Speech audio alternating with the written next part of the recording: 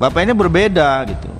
Karena lembaga Bapak bukan public service, tapi bagaimana melakukan tindakan aksi di 2021 ini juga sangat mengecewakan terkait dengan 92 rekening yang diblokir, yang katanya terafiliasi oleh FPI, Pak.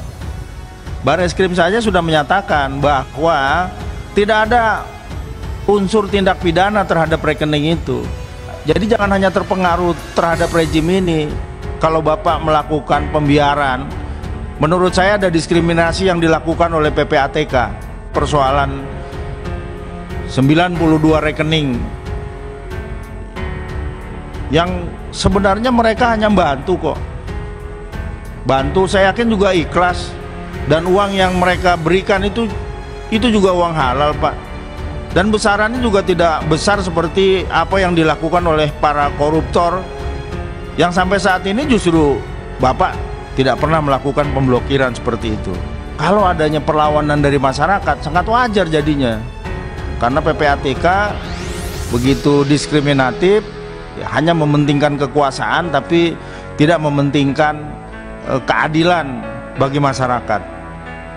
Karena jangan sampai Bapak hanya memiliki adrenalin untuk segera supaya ada payung hukum dalam melakukan perampasan ini, tapi Bapak sendiri tidak menganggarkan.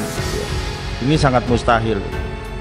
Terima kasih sudah klik video ini. Jangan lupa tekan tombol subscribe untuk bergabung. Dalam hitungan saya persilahkan kalian untuk tekan tombol subscribe. 10, 3, 2, 1. Saya ucapkan selamat bergabung dalam channel ini. Dari apa yang tadi telah disampaikan, terutama tentang anggaran, Pak, saya menyoroti ini ya. Nanti akan ditindaklanjuti dengan pertanyaan saya berikutnya atas penggunaan anggaran ini. Pertama, saya melihatnya anggaran di PPATK ini masih lebih besar pasak daripada tiang, Pak. Ya, karena di tahun 2021 ini dukungan anggarannya lebih banyak kepada kegiatan manajemen. Kalau saya hitung itu dari 218 miliar, sekian itu penggunaan untuk dukungan manajemen 78,89, mungkin sekitar 79 berarti kalau digenapkan, Pak ya. Sementara dukungan untuk pemberantasan TPPU dan pendanaan terorisme anggarannya hanya 21,11%, jadi kurang lebih sekitar 45 sekian gitu. Saya menilainya, bagaimana Bapak bisa bekerja maksimal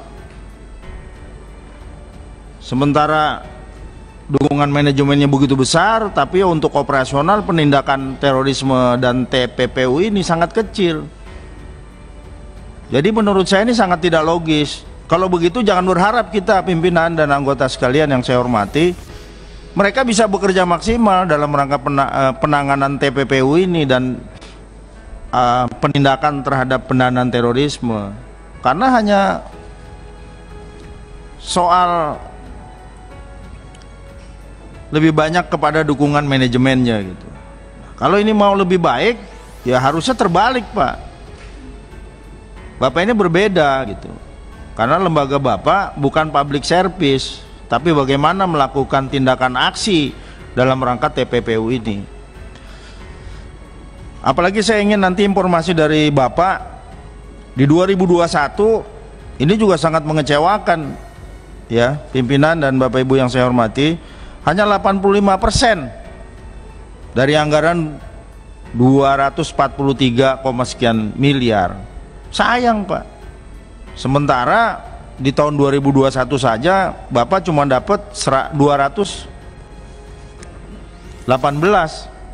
Tapi pada saat di 2020 kemarin Bapak dapat anggaran 243 miliar, Bapak hanya gunakan 85%. pasti argumentasinya ada keterlambatan ini itu gitu. Menurut saya kejadian seperti ini tidak boleh terulang kembali, Pak. Nah, dari penggunaan dana yang sangat minim dalam hal pemberantasan TPPU dan pendanaan terorisme ini, saya ingin mendapatkan catatan dari Bapak nih. Jadi PPATK setelah dibentuk ini berapa keuangan negara yang diselamatkan, Pak? Karena ini kan bicara manajemen gitu loh. Jadi saya pengen tanya gitu, Pak ya. Kalau Bapak jawabannya nggak pas juga, berarti dukungan manajemennya juga tidak bermanfaat. Nah, ini menyangkut apa yang dipertanyakan oleh kawan-kawan, baik Pak Asrul yang saya hormati maupun Pak Habibur Rahman nih Pak, terkait dengan 92 rekening yang diblokir, yang katanya terafiliasi oleh FPI, Pak. Barreskrim saja sudah menyatakan bahwa tidak ada unsur tindak pidana terhadap rekening itu.